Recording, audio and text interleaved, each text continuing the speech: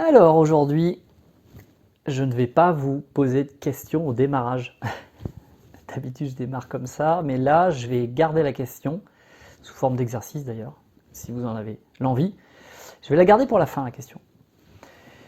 Là, je veux vous partager ce qui s'est passé pour moi ce matin, parce que j'ai pris un temps ce matin pour me reconnecter à ma vision.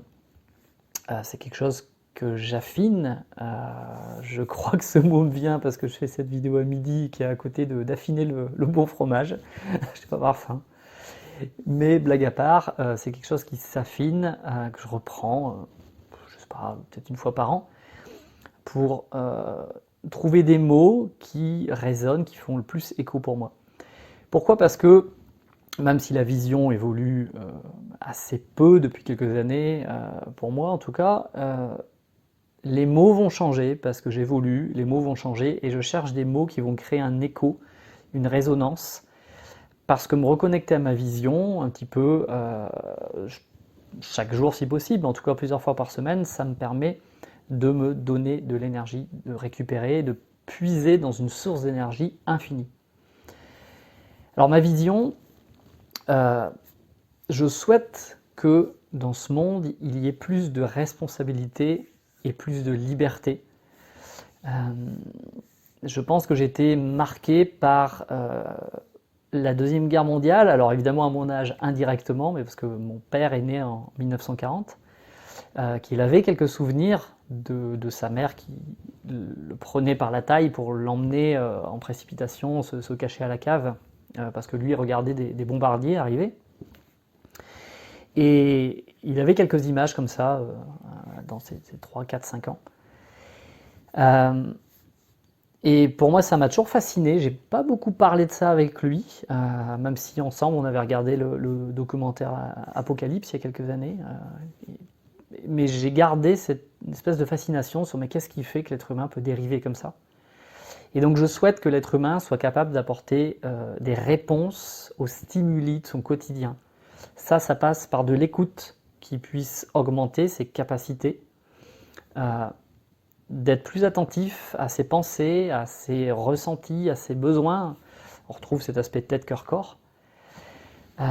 Pour ensuite avoir les capacités d'apporter des réponses les plus adaptées possibles. Et qu'est-ce que j'entends par les plus adaptées possibles? Qu'elles soient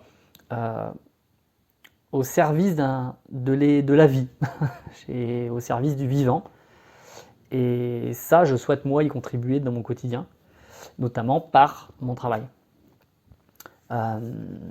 Au-delà de ça, c'est aussi la capacité pour les personnes dans leurs projets au quotidien, dans les réponses qu'elles arrivent à apporter, de développer des projets qui vont leur permettre de s'épanouir, d'évoluer, de contribuer à ce que autour d'eux, leur entourage, aussi bien professionnel que privé, que les personnes qui leur sont chères puissent évoluer à leur tour.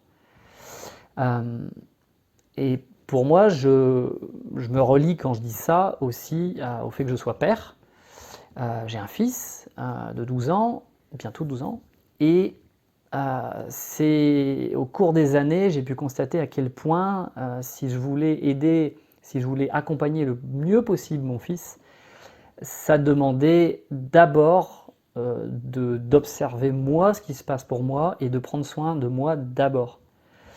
Pas à une notion d'égoïsme, même si ça peut l'être parfois, mais c'est parce que, vous connaissez peut-être sans doute cette phrase, nos enfants, ils ne font pas ce qu'on dit, ils ne font pas ce que nous disons, ils font ce que nous faisons, par imprégnation, par inspiration, par résonance.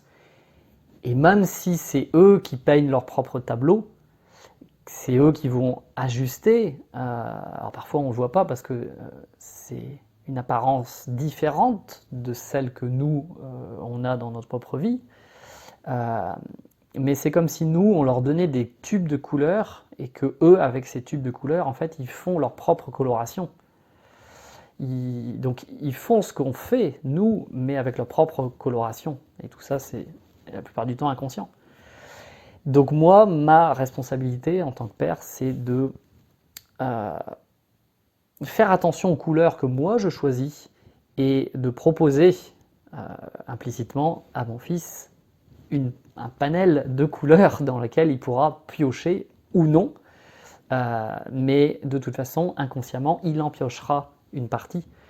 Et que plus il y aura de conscience sur les couleurs que moi j'utilise, plus je pourrai lui montrer avec conscience ces couleurs-là, et plus lui pourra choisir avec conscience aussi de les utiliser ou non.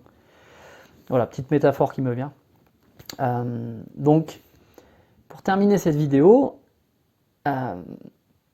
moi c'est de me connecter à ça, dès que j'ai une énergie qui diminue, de me reconnecter à cette vision, de me dire pour mon évolution et pour ma contribution, c'est ça que je veux.